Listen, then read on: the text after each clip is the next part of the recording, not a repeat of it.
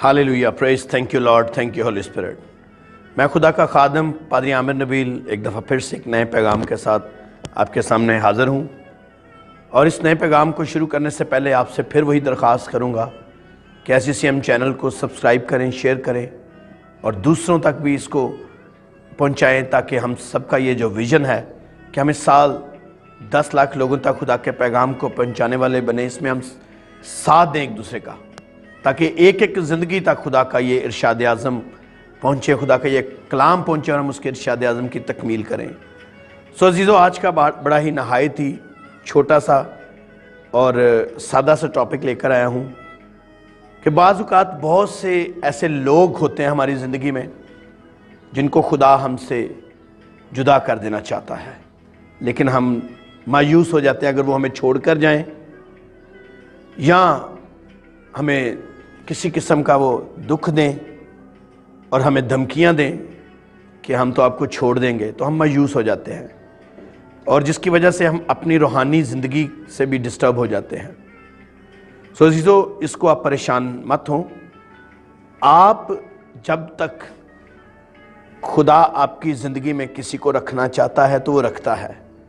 अगर आप खुदा के साथ रूहानी रफ़ाकत में बढ़ रहे हैं, खुदा को रोज़ खुदा से बातें करते हैं, खुदा को कहते हैं कि खुदा मुझे बरकत दे, तो हर वो चीज़ जो आपकी ज़िंदगी में बरकत के लिए रुकावट का बायस होगी, हर वो चीज़ जो रूहानी कामत में आपके सामने हायल होगी, खुदा उसको आपसे दूर कर देगा।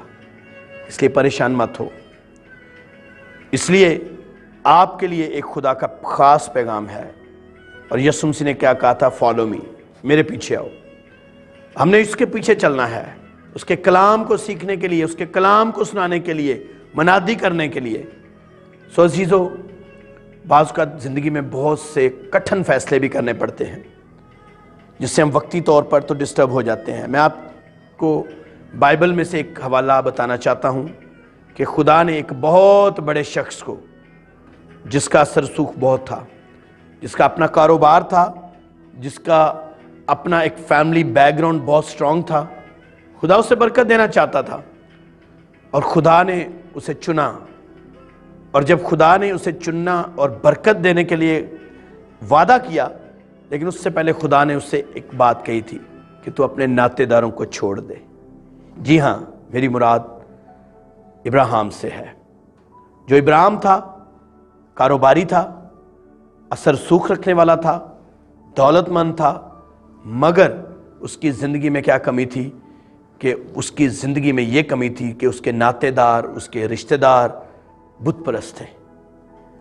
और खुदा नहीं चाहता था कि जब मैंने चुना है तो ये इसकी ज़िंदगी में जो मैं बरकतें देना चाहता हूँ, ये बुत परस्ती और इसके हामिल वो सारी रुकावटें जो इसके नातेदारों के सबब से हैं, वो इसकी बरकतों को रोक सकें।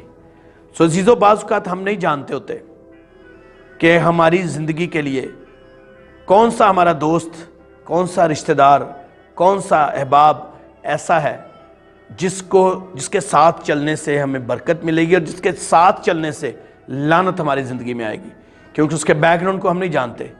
उसके बैकग्राउंड कैसा था, किस तरह का बैकग्राउंड था उसका, तो इसलिए हम किसी की वजह से भी अपनी रूहानी ज़िंदगी को खो बैठते हैं।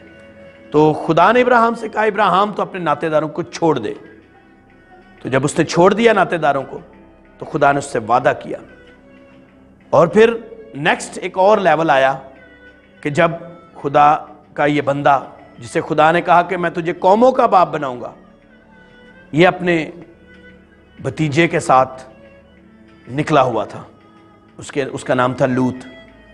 और ये इसके चरवाहे, इब्राहिम के चरवाहे और लूत के चरवाहे इकट्ठे थे।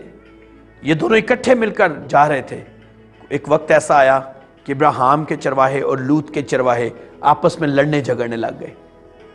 तब इब्राहिम को ये बात ज़हन में आ गई और खुदा की तरफ से उसके सामने ये बात आई कि उन दोनों का भी इकट्ठा रहना ठीक नहीं है। सो आइए कलाम मुक़द्दस में से तिलावत करेंगे पैदाइश की किताब 13वां बाब और उसकी 8वीं आयत से। खुदा के ज़िंदा पाक कलाम में लिखा है, तब इब्राहिम ने लूत से कहा, मेरे और तेरे दरमियान और मेरे चरवाहों और तेरे चरवाहों के दरमियान झगड़ा ना हुआ करे, کیونکہ ہم بھائی ہیں۔ کیا یہ سارا ملک تیرے سامنے نہیں؟ سو تو مجھ سے الگ ہو جا۔